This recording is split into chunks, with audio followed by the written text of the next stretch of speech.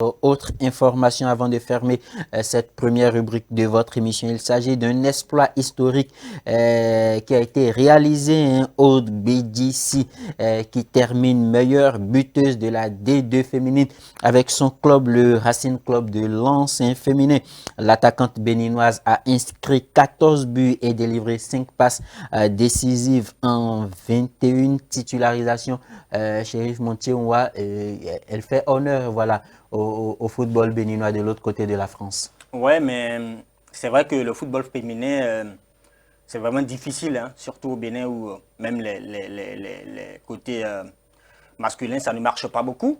Mais après, voir une jeune aussi engagée comme celle-là, du côté de l'Hexagone, hein, qui fait la fierté de notre football, je pense que c'est un coup de chapeau à lui envoyer, parce que ce n'est vraiment pas facile. Il y en a de véritables concurrents au niveau de cette attaque, et quand même là, réussi à marquer autant de buts et à l'emporter en tant que meilleure buteuse. Je lui dis bravo pour sa classe, le mérite. Après là, il faut prendre soin de ce genre d'attaquant, il faut le faire la paix rapidement pour que elle se mette dans la peau de ce football féminin là. Parce que là, ce n'est pas facile. On sait que c'est vraiment difficile, hein.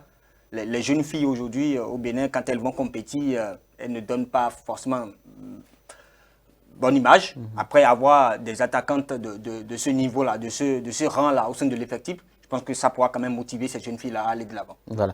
Il n'y a pas qu'elle, hein, puisque cette fois-ci, nous irons en Côte d'Ivoire pour parler d'une autre internationale béninoise qui a terminé meilleure gardienne de la D1 féminine du championnat ivoirien. Il s'agit de Diane Ogou, qui a disputé au Sheriff Montier-Ouah 22 matchs pour 11 clean sheets, et son club a terminé invaincu, hein, avec 20 victoires et 2 matchs nuls.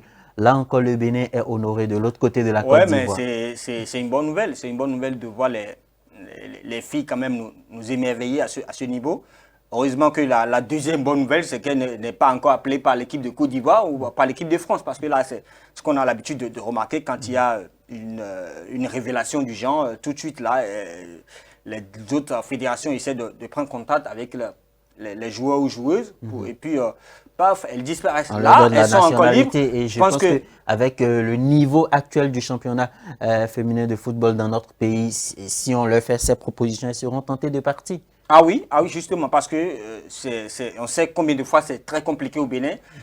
Est-ce que depuis on a joué déjà une Coupe d'Afrique des Nations, est-ce qu'on en a le niveau qu'il faut? Est-ce que on a fait déjà notre preuve, contrairement aux équipes comme le Nigeria, comme le Sénégal, etc.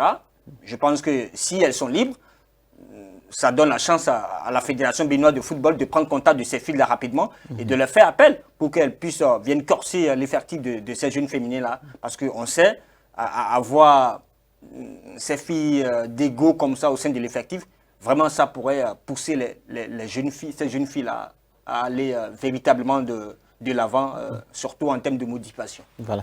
En tout cas, nous leur disons merci et félicitations à elle, hein, et courage à elle pour la suite de l'aventure, chers téléspectateurs. C'est sur ces informations que nous fermons la toute première rubrique de votre émission pour ouvrir la seconde rubrique. Il s'agit de Tour d'Europe.